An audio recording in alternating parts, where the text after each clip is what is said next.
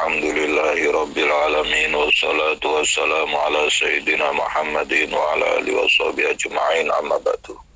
Hadirin hadirat rahimakumullah, marilah pengajian kita pada kesempatan pagi hari ini kita buka dengan bacaan suratul Fatihah, dengan harapan apa yang kita pelajari awal hingga akhir oleh Allah dijadikan menjadi ilmu yang barokah manfaat. Ala hadihin ya wa ala kulli niyatin sholihah. Al-Fatihah. A'udzubillahi minasyaitonirrajim. Bismillahirrahmanirrahim. Alhamdulillahirabbil alamin. Arrahmanirrahim. Maliki yaumiddin. Iyyaka na'budu wa iyyaka nasta'in. Ihdinas siratal mustaqim. Siratal ladzina an'amta 'alaihim ghairil maghdubi 'alaihim waladdallin. Amin. Bismillahirrahmanirrahim. Faslun wa 'alaika bil mubadarati bis sholati awwalal waqti bihaitsu la yu'azzinu al mu'azzin li kulli maktubatin illa wa qad tawadda'ta wa hadarta fil masjid. Fa illam taf'al dzalika faqalla min an ta'khudha fil istidad lis sholati min hina tasma'u al adzan. Pasal ini menerangkan tentang hendaknya engkau bersegera melakukan sholat di awal waktu, sehingga ketika muazzin itu melantunkan azan untuk sholat fardu, Anda sudah punya wudu dan sudah hadir di masjid. Tapi jika tidak bisa melakukan hal tersebut, minimal kita persiapan untuk melakukan sholat ketika kita mendengar azan. Rasulullah alaihi salatu wassalam bersabda, fadlu awalil waqti ala akhirihi ka fadlil akhirati ala dunya. Keutamaan sholat di awal waktu dibanding di akhir waktu itu seperti keutamaan akhirat dibanding dunia. Rasulullah alaihi salatu wassalam bersabda, awalul waqti ridwanullah wa akhiruhu afullah. Awal waktu itu adalah ridho dari Allah, akhir waktu itu adalah ampunan Allah. Wa alaika bil muhafadzah ala sunan ar-ratibah allati arsyadaka syar'u ila fi'liha qabla maktubat wa ba'daha. Wahdhar an tatasahala bitarki syai'in minha wa ma fataka minha li'uzrin fabadir biqada'ihi wa 'alaika bil khushu'i fi sholatika wa huduril qalbi wa tahsinil qiyam wa tartilil qira'at wa tadabburiha wa itmamir ruku' was sujud wa sairil arkan wal muhafadzah 'ala sunan wal adab allati nadabaka syar'u ilal amali biha fi sholatika wal ihtiraz amma yujibu naqson fi sholati au yafuta bihi wujudul kamal. Hendaknya engkau menjaga sholat rawatib yang telah diajarkan oleh syariat untuk dilakukan, baik sholat sunnah qobliyah atau sholat sunnah ba'diyah. Takutlah kamu jika kamu meremehkan hal tersebut, ya. Kalau sesuatu yang telah lewat dari sholat rawatib ini karena uzur, maka bersegeralah diqadai. Hendaknya engkau khusyuk, hadir hatinya ketika sholat, ya, melakukannya dengan baik, bacaannya tertil dengan tadabbur, menyempurnakan rukuk dan sujud dan rukun-rukun yang lain, dan juga menjaga sunnah dan adab yang telah dianjurkan oleh syariat untuk diamalkan di dalam sholatmu. Jauhilah sesuatu yang bisa menyebabkan sholat ini menjadi kurang nilainya atau kurang sempurna. Karena jika engkau melakukan hal tersebut, maka sholatmu putih, terang, dan sholat itu berkata, semoga Allah menjagamu seperti halnya engkau menjagaku. Tapi jika tidak, sholat itu menjadi hitam, menjadi gelap, dan berkata, semoga Allah menyia-nyiakanmu seperti halnya engkau menyia-nyiakanku.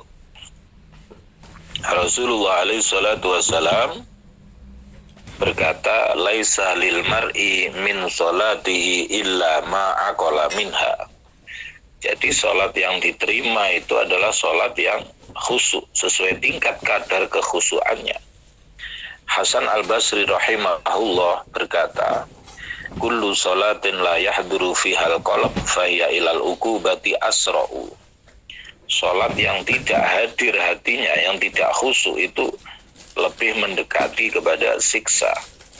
Wa syaitanu la'anahu Allah harisun ala ayyushghilal mu'min 'inda sholatihi hatta annahu yaftahu lahu inda qiyami ila sholati minal hawaij. Setan itu senang menyibukkan kepada orang mukmin ketika dia sedang sholat, itu diingatkan sesuatu yang penting urusan dunianya dan juga kebutuhan-kebutuhan. Makanya sesuatu yang semula kita lupakan waktu sholat kadang teringat semua. Wa qasdul la'in bidzalika, tujuan dari setan melakukan hal tersebut adalah menyibukkan orang tersebut dari sholatnya yang mestinya menghadap dan hadir khusyuk kepada Allah, tetapi kemudian lalai ya, maka akhirnya dia mendapatkan dosa. Walizalika istahabbal ulama, karena itu ulama mensunnahkan ya, ketika mau memasuki sholat untuk membaca surat An-Nas agar kita dijauhkan dari gangguan atau godaan setan ketika sholat ya. Qul a'udzu birabbin nas, itu yang dibaca. Wayam bagi alla tudawi ma fi sholatika ala qiraati suratin makhsusah ba'dal Fatihah. Sebaiknya engkau tidak melanggengkan dalam sholatmu membaca surat yang khusus setelah surat Al-Fatihah, kecuali memang syariat menerangkan akan hal tersebut, seperti membaca Alif Lam Mim Sajdah, Hal Ata 'alal Insan ketika sholat subuh di hari Jumat. Takutlah kamu merutinkan dalam sholatmu membaca surat-surat pendek seperti Al-Kafirun, Al-Ikhlas, Muawwidzatain jika engkau menjadi imam. Fa'inal masira fit takhfif al-mandub ilaihi al-imam ila hadisi Mu'ad wa huwa annahu amma qauman fa'atola alaihim jiddan fasyakahu rajulun minhum ila Rasulillah faqala afattanun anta ya Mu'ad ikra bisabbih hil a'la wa syamsi wa duhaha wal laili idza yaghsha. Mu'az pernah suatu saat itu bacaan sholatnya panjang, kemudian diadukan oleh seorang jamaah kepada Rasulullah. Kemudian oleh Rasulullah diingatkan hal tersebut. Diriwayatkan bahwa akhir sholat yang dilakukan oleh Rasulullah yaitu adalah sholat maghrib, di mana beliau membaca surat Al-Mursalat. Wallahu yahdi may yasha ila siratim mustaqim. Faslun. Wa 'alaika idza shallaita khalfa imamin an tuhsina al-mutaba'ah lahu fa inna ma ju'ila al-imamu liyutamma bihi. Hendaknya ketika engkau sholat di belakang imam untuk memperbaiki dalam mengikuti imam, karena imam itu dijadikan untuk diikuti. Janganlah engkau barengi imam dan rukun yang dilakukan terlebih mendahului, jangan. Mestinya perbuatanmu dalam sholat itu mengikuti perbuatannya imam setelah imam. Rasulullah bersabda, alladzi yakhfidu wa yarfa'u qabla al-imam innama nasiyatuhu biyadi syaitan. Orang yang turun atau bangun sebelum imam itu bun-bunannya itu dipegang atau dikuasai oleh setan. Wa 'alaika bil mubadarah ila shaffil awal wal muzahama 'alaihi min ghairi iza wa hadar an tata'akhkhara anhum imkani taqaddum ilaihi. Hendaknya engkau bersegera menuju barisan yang awal dan berdesakan menuju barisan yang awal dengan tanpa mengganggu orang lain.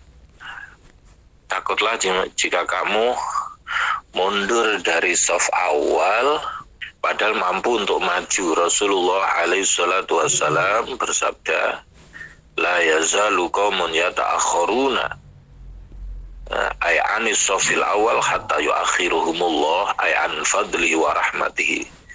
Kaum yang selalu mundur dari saf awal, maka Allah akan mengundurkan dia dari fadlnya Allah, rahmatnya Allah.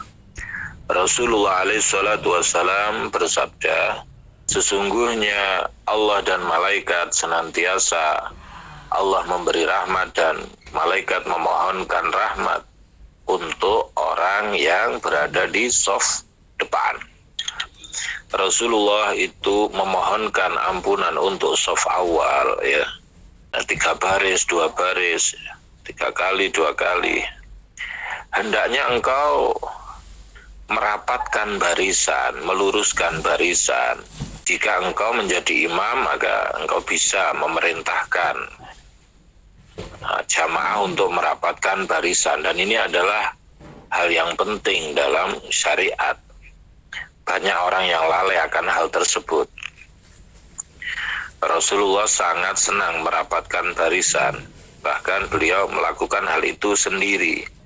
Dan beliau bersabda, hendaknya engkau meluruskan barisanmu atau Allah akan membuat hatimu bercerai-berai. Rasulullah juga memerintahkan untuk menutup luangan, ya, artinya ruang kosong di antara barisan. Beliau bersabda, "Walladzi nafsi biyadihi inni la'ara syaitan yadkhulu fi khilalis shaf ka'annahu al-khazafu, yakni al-ghanam as-sighar." Demi zat yang jiwa ragaku berada dalam kekuasaannya, aku melihat setan itu masuk di sela-sela barisan sholat seperti cempe. Cempe itu kambing yang kecil. Wa alaika bil muhafadzah. Hendaknya engkau menjaga sholat 5 waktu dengan berjamaah dan melanggengkan hal tersebut. Karena sholat berjamaah itu pahalanya melebihi sholat sendirian, kacek 27 derajat, seperti yang diterangkan dalam hadis sahih. Takutlah kamu meninggalkan sholat berjamaah dengan tanpa uzur atau karena uzur yang fasid. Wa mahma jita ila maudhi'il jamaah. Ketika engkau mendatangi tempat berjamaah, kemudian kamu menemukan bahwa jamaah telah dilakukan, atau kamu duduk di rumah untuk mencari selamat dalam urusan agamamu, maka sebaiknya engkau mengajak orang untuk sholat bersamamu agar engkau senantiasa mendapatkan pahala berjamaah dan selamat dari ancaman dan peringatan terhadap orang yang meninggalkan jamaah, seperti halnya dalam sabda Nabi, layan tahiyanna aqwamun antarkil jamaah aula ukhrikonna alaihim buyutahum. Hendaknya orang yang meninggalkan jamaah itu berhenti atau aku akan membakar rumahnya. Rasulullah bersabda, man sami'a al-adhan an-nida, barang siapa mendengarkan azan, dia dalam keadaan nganggur, badannya juga sehat, kemudian dia kok tidak memenuhi undangan azan tersebut, maka sholatnya kurang sempurna. Sahabat Ibnu Abbas juga berkata, laqad ra'aituna wa ma yatakhallafu anha. Jadi tidaklah meninggalkan sholat jamaah kecuali orang yang munafik. Wa laqad kana ar-rajul yu'tabi ala ahdi Rasulillah yuhada baina rajulaini hatta yuqama fi shafi wa idza kana hadza tasydid. Bahkan ada seseorang yang harus dituntun di masa Rasulullah untuk berada di barisan. Kalau peringatannya begitu keras dalam hal meninggalkan sholat jamaah, lalu bagaimana persangkaanmu tentang meninggalkan sholat Jum'ah, padahal itu adalah fardu ain. Rasulullah Shallallahu Alaihi Wasallam bersabda, barang siapa meninggalkan sholat Jumat 3 kali dengan alasan meremehkan, maka Allah menutup hatinya. Ketika uzur meninggalkan sholat Jumat dan jamaah, misalnya ya di tempat di mana jamaah itu dilakukan, ada seseorang yang membagikan uang kepada orang yang hadir, jika engkau semangat untuk hadir, maka uzurmu itu tidak sah. Malulah kamu kepada Allah jika harta dunia itu lebih mulia bagimu daripada pahala dari Allah. Ketahuilah bahwa uzur yang benar itu puncaknya adalah menggugurkan dosa. Adapun pahala itu tidak akan bisa didapatkan kecuali dengan melakukannya. Pahala bisa juga didapatkan bagi orang yang uzur untuk hadir. Seperti orang yang uzurnya adalah ishal al-mutawatir. Ishal itu murus itu ya bolak-balik BAB ya. Wal habsu udwanan, atau dipenjara dengan zalim. Atau tidak uzur tapi ada orang lain yang menemukan masyakot. Seperti orang yang uzurnya adalah merawat orang yang tersia-sia. Fasahibu hadzal uzri, maka orang yang memiliki uzur tersebut dan orang yang sebelumnya, jika dengan keadaan uzur itu dia itu sedih, nelongso karena tidak bisa hadir, maka dia mendapatkan pahala. Kemudian sesungguhnya orang mukmin yang sempurna itu tidak akan meninggalkan sesuatu yang bisa mendekatkan kepada Allah. Walaupun untuk meninggalkannya itu ada 1000 alasan. Sehingga dia tahu bahwa meninggalkan hal tersebut itu lebih dicintai oleh Allah daripada melakukannya.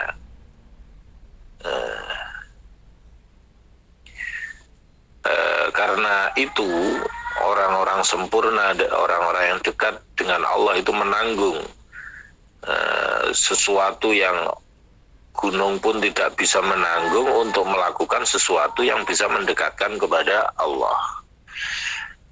Adapun orang yang imannya itu lemah, keyakinannya itu sedikit, ma'rifatnya itu cupet, maka dia melakukan sesuatu yang diwajibkan oleh Allah itu hanya untuk menggugurkan dosa saja. Walikullin darajatum mimma amilu waliyuwafihim a'malahum wahum la yuzlamun. Masing-masing orang itu punya derajat sesuai amalnya dan dia akan dipenuhi pahalanya sesuai amalnya. Mereka tidak dizolimi. Wa alaika bihamli kulli man laka alaihi wilayatun min waladin wa zaujatin wa mamlukin ala fi'li sholati.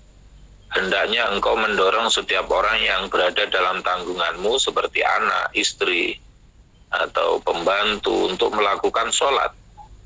Jika salah satu di antara mereka tidak mau melakukan sholat, hendaknya engkau menasehatinya, memperingatkannya. Tapi jika dia terus melakukan hal tersebut, meninggalkan sholat, maka boleh dipukul, boleh dibentak.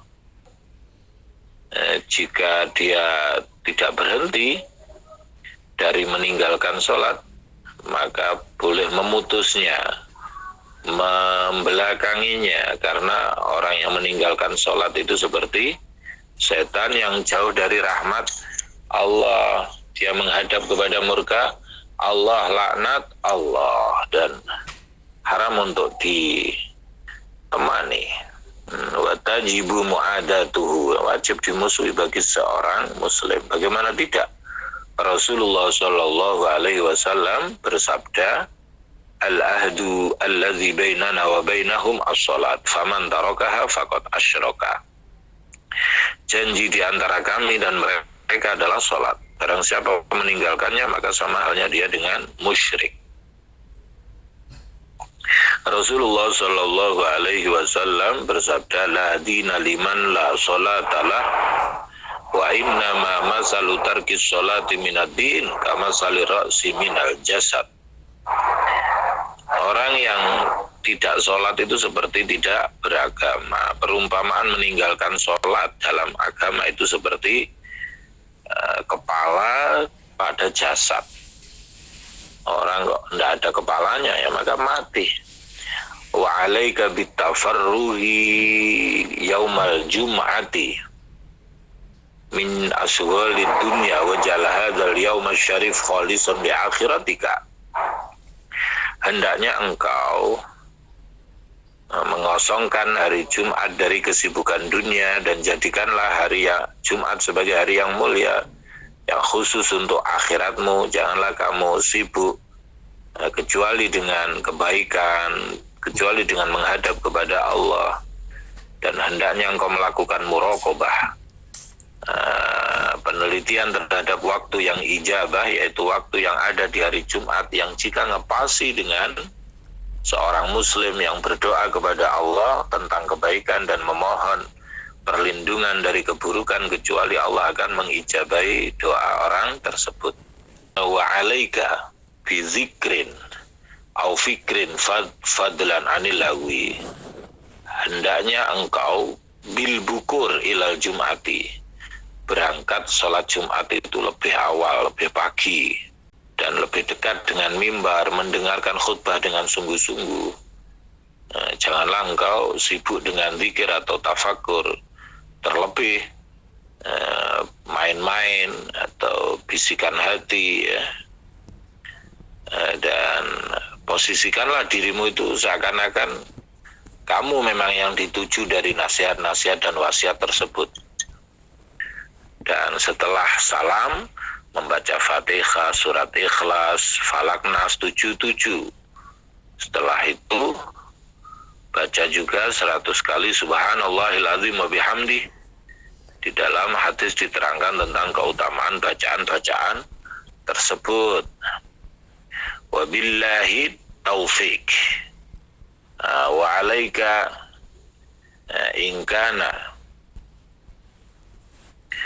jika punya harta yang harus dizakati, hendaknya engkau mengeluarkan zakatnya dengan hati yang ridho, dengan niat mencari ridho Allah, bersegera untuk membagikan zakat ketika sudah waktunya, dengan tanpa mengakhirkan. Jika engkau melakukan hal tersebut, maka akan datang barokah, akan berlipat ganda kebaikan kepadamu, dan hartamu senantiasa dijaga dari bahaya. Hendaknya engkau membagikan zakat. Jauhilah sesuatu yang dilakukan oleh ahli dunia, yaitu anna ahadahum la yumayyizu zakat an malihi walakin yusayyiru kullama sodafa mustahiqan atahu kiston wa hasabahu khatta yastawfi al-qadru al-wajib wala ta'kul min samarika wa zar'ika alladhi yaji'u nisaban indal hasad ba'da budwi solahi khatta ta'lama al-qadru al-wajib. Jadi kalau punya harta dari panen, dari tanaman, ya, wa in arata an taqula min sajaratin muayyana fala yajibu alaika an ta'rifa ilal qadr al wajib minha faqat. Ketahuilah bahwa orang yang merekayasa untuk menggugurkan zakat dengan memberikan atau yang lain, atau memberikan kepada selain mustahik padahal dia tahu, atau dia membagikannya sesuai hawa nafsu seperti orang yang memberikan zakat itu kepada orang yang manfaatnya kembali kepada dia, maka dia tidak akan keluar dari dunia sampai Allah menyiksanya dengan hartanya. Dan siksa akhirat itu lebih besar jika mereka mengetahui. Kalau itu adalah keadaan orang yang mengeluarkan zakat tidak sesuai aturan syarak, bagaimana lagi orang yang tidak mau mengeluarkan zakatnya sama sekali? Mereka itulah orang yang membeli kesesatan dengan petunjuk. Maka perdagangannya tidak badi, mereka tidak mendapat petunjuk. Wa qad taqarrara, diterangkan bahwa orang yang tidak mau mengeluarkan zakat itu sama keburukannya dengan orang yang tidak mau sholat. Bahkan sahabat Abu Bakar memerangi orang yang tidak mau mengeluarkan zakat. Dan mereka yang tidak mau mengeluarkan zakat disebut ahli riddah, ahli murtad. Wa 'alaika bi ikhraji zakatil fitri angka wa an kulli man talzamuka nafaqatu wa dzalika in istata'ta. Hendaknya engkau mengeluarkan zakat fitrah darimu dan dari orang-orang yang berada dalam tanggunganmu in istata'ta, jika engkau mampu. Wa 'alaika, hendaknya engkau memperbanyak sedekah kepada saudara yang membutuhkan, kepada orang yang ahli kebaikan. Karena sedekah itu munda-munda, pahalanya terus bertambah, ya, dilipat gandakan oleh Allah. Wa 'alaika bitasadduq wallahu a'lam bishawab. Al-Fatihah. A'udzubillahi minasyaitonir rajim. Bismillahirrahmanirrahim. Alhamdulillahirabbil alamin arrahmanir rahim maliki yaumiddin iyyaka na'budu wa iyyaka nasta'in ihdinas siratal mustaqim siratal ladzina an'amta 'alaihim ghairil maghdubi 'alaihim waladdallin amin.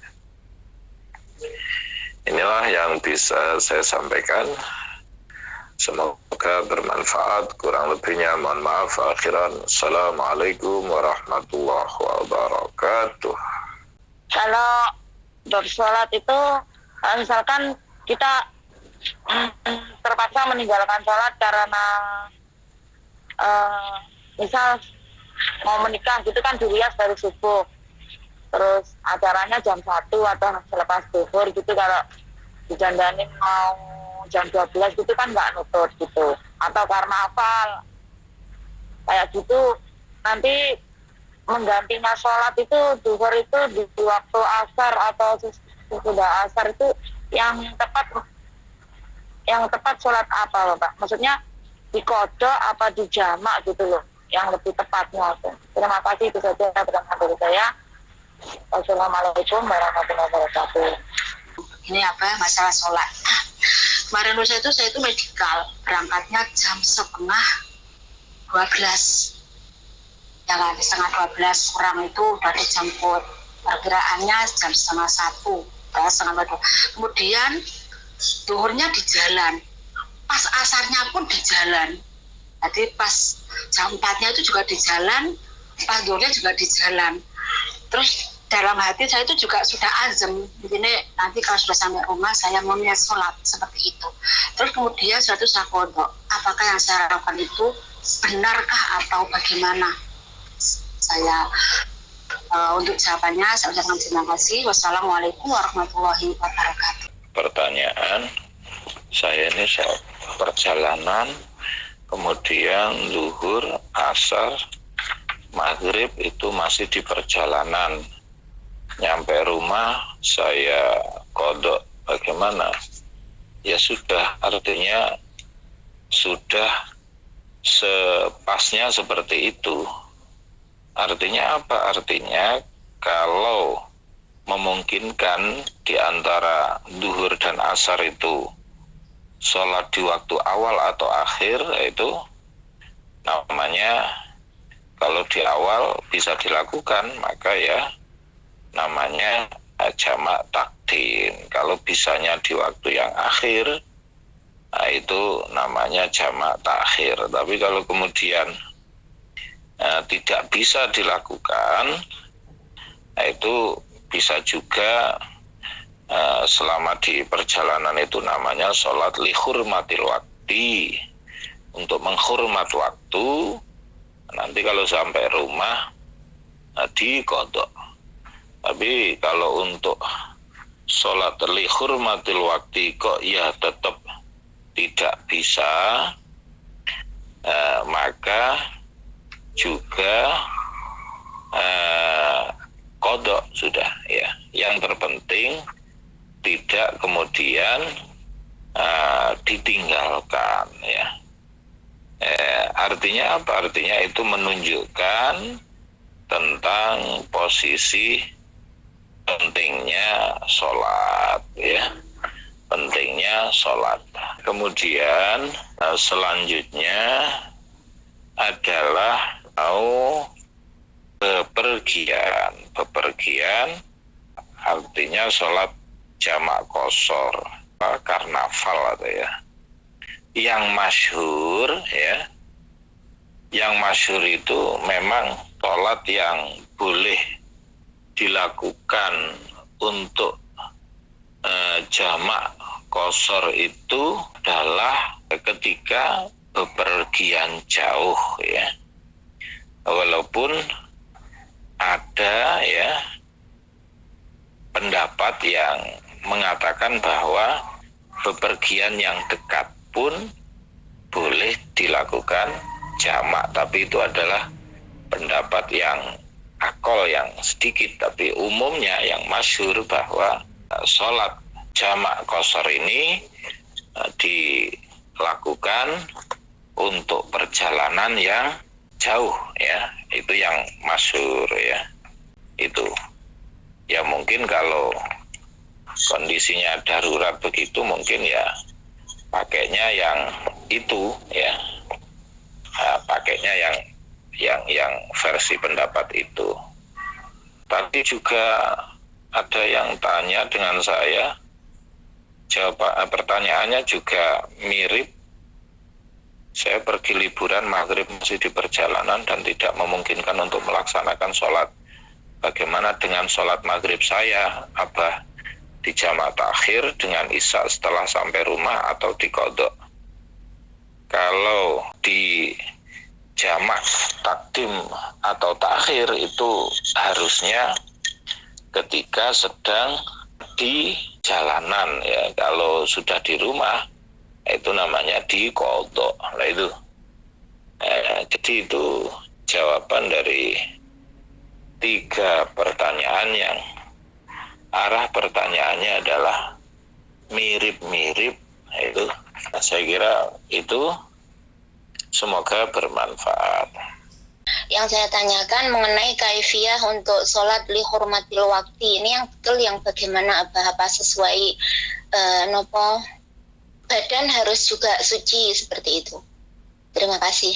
Ya, sholat li hurmatil wakti itu ketika kita dalam kondisi yang tidak memungkinkan untuk sholat, sehingga kalaupun misalnya tidak dalam keadaan suci dan lain sebagainya, misalnya sedang dalam kendaraan, bisanya cuma pakai tayamum ya enggak apa-apa. Yang penting itu menunjukkan komitmen kita bahwa kita sangat memperhatikan urusan sholat ya. Kalau kemudian setelah itu nyampe rumah ya harus diqadha. Itu redaksinya itu adalah wa in fatathu sholatun fis safari faqadhaha fil hadari. Jika sholat terlewatkan ketika dia sedang dalam bepergian, maka hendaknya dia mengqadainya ketika dia sudah nyampe rumah. Begitu Ibu. Kalau rakaat-rakaatnya ya tetap sama. Tetap memakai isyarat gerakan nggih apa nggih? Nggih. Oh, di rakaat-rakaatnya ya tetap sama ya. Tidak kemudian kok kayak orang yang sakit negur isyarat mata kedip-kedip itu ya enggak. Ya tetap gerakan yang memungkinkan saja, misalnya di tempat duduk, di pesawat atau di kursi atau apa itu, di kereta api atau apa itu ya, yang memungkinkan saja. Kalau bisa, kalau enggak ya yang penting diqadha. Ya, artinya itu tadilah keterangan tadi itu menjelaskan bahwa sholat itu intinya penting gitu. Buktinya apa? Buktinya kalau dalam fikih diterangkan, kalau tidak bisa berdiri suruh duduk, kalau tidak bisa duduk suruh berbaring, kalau tidak bisa berbaring suruh isyarat. Itu menunjukkan bahwa sholat itu penting artinya gitu. Menunjukkan komitmen bahwa itu sholat itu adalah penting. Tadi disebutkan bahwa tamsilnya sholat itu dalam urusan agama itu seperti kepala dalam jasad ya. Kalau orang tidak punya kaki, tidak punya tangan, kadang masih bisa hidup. Tapi kalau tidak punya kepala ya sudah mati berarti ya. Nah, begitu. Kalau urusan agama juga begitu. Kalau nggak sholat lah ini kekurangan yang fatal ya. Maka disitulah pentingnya kita menjaga sholat kapanpun, dimanapun, dan dalam kondisi seperti apapun. Bahkan dalam fikih-fikih itu juga diterangkan tentang sholat khauf ya. Sholat khauf dalam keadaan perang itu pun kalau dalam kondisi yang paling sulit itu dia boleh melakukan sholat sebagaimanapun dia bisa. Itu menunjukkan komitmen tentang pentingnya sholat gitu Ibu. Terima kasih. Semoga bermanfaat. Saya mau bertanya, ada titipan pertanyaan. Beliau ini punya suami, mempunyai prinsip katanya sholat itu dia mempunyai cuma niat doang, tapi tidak perlu tindakan. Jadi prinsip dia tuh begitu, jadi nggak sholat gitu. Nah, istrinya ini mendengar dari seorang ustadz, katanya kalau punya suami yang tidak mau sholat, itu katanya kan kafir, jadi katanya mendingan ditinggalkan begitu. Itu seharusnya bagaimana Ustadz? Terima kasih. Bahwa ada orang yang tidak sholat, dia sholat mengatakan yang penting niat, tidak perlu gerakan. Tindakan. Iya. Jadi kalau kata Imam Malik itu man tafaqaha walam yatasawwaf faqad tafassaqa wa man tasawwafa walam yatafaqah faqad tazandaqa wa man tasawwafa wa tafaqaha faqad tahaqqaqa. Barang siapa berfikih tapi tidak bertasawuf, maka dia bisa menjadi fasik, ya. Barang siapa yang bertasawuf tapi tidak berfikih, maka dia bisa menjadi zindik, ya. Maksudnya bagaimana? Orang yang ahli fikih tapi tidak bertasawuf, akhirnya sembrono, dia pandai tapi pandai menghelah hukum, rekayasa hukum, ya. Sebaliknya orang yang bertasawuf tanpa berfikih juga zindik, ya. Artinya apa? Artinya orang kemudian berkata kita itu yang penting dekat kepada Allah, yang penting kita itu baik dengan sesama manusia, yang penting kita itu iling, tidak perlu sholat jentat-jentit itu. Itu wong Rasulullah saja yang maksum, yang terjaga dari perbuatan dosa, ewo semono itu masih sholat, apalagi kita sebagai umatnya, ya. Bahkan suatu saat Rasulullah itu terlihat kakinya itu bengkak, abuh, ya. Kakinya itu bengkak. Akhirnya ada seorang sahabat yang bertanya, kok panjenengan beribadah sampai kakinya bengkak, ya. Kemudian Rasulullah menjawab, afala akuna abdan syakuro, apakah saya tidak boleh untuk menjadi hamba yang bersyukur, ya. Itu maka yang namanya sholat itu ya kaifiahnya atau tata caranya, gerakannya seperti yang diterangkan dalam kitab-kitab fikih, seperti yang kita ketahui dilakukan oleh orang-orang itu, ya. Kemudian tentang hukmu tariki sholat, saya bacakan redaksinya dalam kitab Fathul Qorib, itu begini. Faslun wa tariku sholati al-ma'hudah as-sadiqah bi ihdal khams ala durbaini ahaduhuma ayat rokaha wa huwa mukallafun ghairu mu'atakidin liwujubiha fa hukmuhu ayat tarik laha hukmul murtad wa sabaqa qoriban bayanu hukmihi wa sani ayat rokaha kaslan hatta yakhruja waqtuha hala kaunihi mu'takidan liwujubiha fayustatabu fa intaba wa shalla wa huwa tafsirun li taubah wa illa ay illam yatub kutila haddan la kufran wa kana hukmuhu hukmul muslimin fi dafni fi maqabirihim wa la yutmasu qabruhu wa lahu hukmul muslimin aidan fil ghusli wa takfin wa sholati alaihi wallahu a'lam.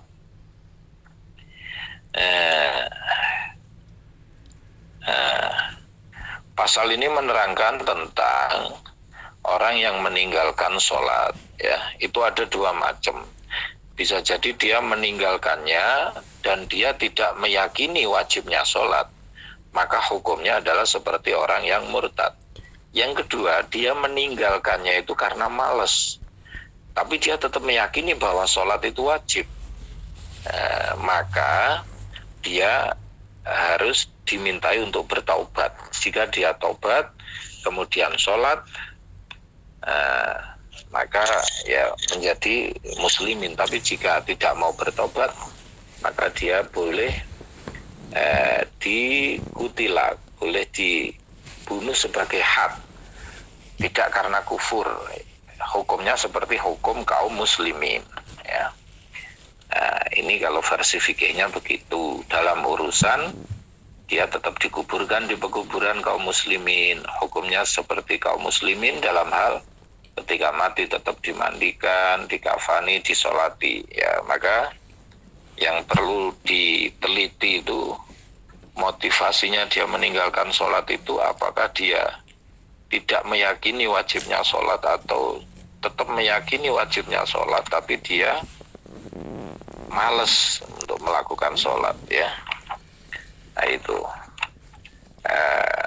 kalau kemudian konsekuensi untuk orang yang murtad, nah itu di sini disebutkan banyak ini, wa illa kutila,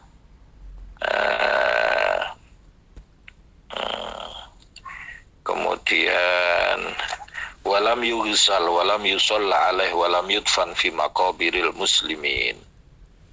Begitu. Adapun kemudian apa sikap yang harus diambil, ya diingatkan Ibu, ya itu tadi yustatabu, diminta untuk bertaubat. Jika kemudian tidak mau bertaubat, nah itu ya pilihan tetap ada pada panjenengan, ya.